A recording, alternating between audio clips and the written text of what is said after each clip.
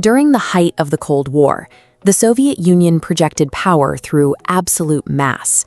They maintained thousands of tanks, vast armies, and a nuclear stockpile designed to keep the West in a state of permanent caution. But intelligence agencies were tracking something much more specific and far more elusive.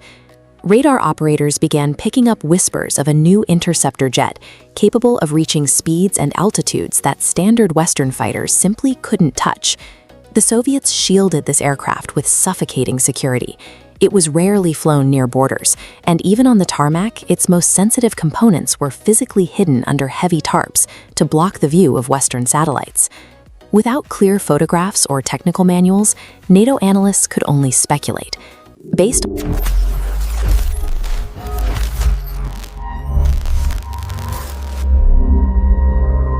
Based on the blurry radar data, they assumed this ghost jet possessed advanced, lightweight materials and a level of electronic sophistication that surpassed anything in the American arsenal. Traditional espionage had reached its limit. With the hangars impenetrable and the blueprints locked away, the only way to learn the truth was to secure the physical aircraft, an operation requiring a pilot to commit the ultimate act of treason. That pilot was Viktor Belenko. He was an elite member of the Soviet Air Defense Forces, a man so highly vetted and trusted that he was granted the keys to the most secret weapon in the USSR's inventory. But behind the uniform, Belenko had grown deeply disillusioned with the Soviet system. He spent months quietly planning a defection, resolving to use his position to hand the West the one thing they wanted most. He operated under constant scrutiny. The KGB monitored his radio calls, his flight logs, and his psychological state, knowing that any suspected pilot was more valuable to the state dead than as a potential fugitive. He couldn't simply sneak onto the base at night. The hangars were too heavily guarded. His only chance was to seize the aircraft during a routine, monitored training flight, right under the noses of his commanders. Belenko was no longer just a pilot. He had become a solitary operative, preparing to execute a high-stakes heist against the world's most secretive superpower. The opportunity came during a standard squadron exercise. Belenko took off in a rigid formation, his flight path tracked by multiple ground-based radar stations. He waited for a specific window in the formation's turn, a moment where the radar signatures would briefly cluster and mask his individual movements.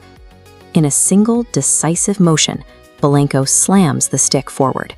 He breaks formation and puts the jet into a violent, nose-first dive toward the ocean. Dropping to extreme low altitude, he slips safely underneath the Soviet radar beams, disappearing from their screens. But the danger is immense.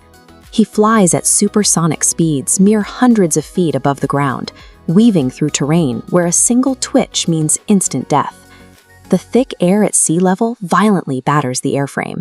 The turbulence is so severe that the aircraft rattles violently, straining the metal and forcing Belenko to fight the controls just to stay level.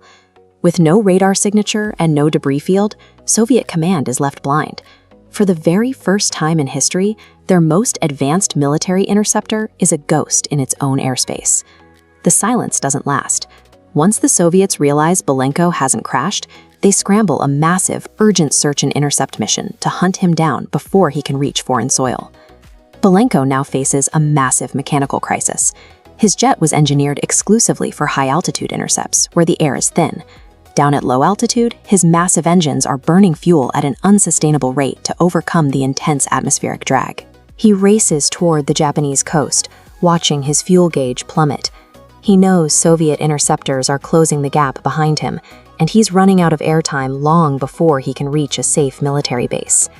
With his engines essentially gliding on fumes, he spots a civilian airport in Hokkaido. He drops the gear and hits the tarmac with such speed that a tire explodes as he skids off the end of the runway. Belenko survived the flight, but the true damage to the Soviet Union began the moment he climbed out of the cockpit and surrendered the aircraft. Western intelligence agencies finally got what they wanted. They isolated the MiG-25 and began dismantling it bolt by bolt to see the technology that had terrified them for years. The results were a shock. The superjet wasn't built with advanced composites. It was welded from heavy, rust-prone steel, and instead of sophisticated microelectronics, the radar systems were powered by bulky, outdated vacuum tubes. The jet was only fast because the Soviets had strapped enormous engines to a heavy frame to overcome their lack of lightweight materials. It couldn't turn effectively, and sustained top speeds would actually melt the engine components. Capturing the physical aircraft provided the raw data that proved the Soviet Union was struggling to keep up. The fearsome reputation of the Foxbat was exposed as an engineering bluff. The delivery of the MiG-25 allowed NATO to scrap several multi-billion-dollar interceptor programs. Planners realized their current fleet was already superior, allowing them to redirect resources away from panic-driven designs. The USSR had spent a fortune on military secrecy and KGB surveillance to hide their technological limitations from the world, but all that state control was undone by the choice of a single man.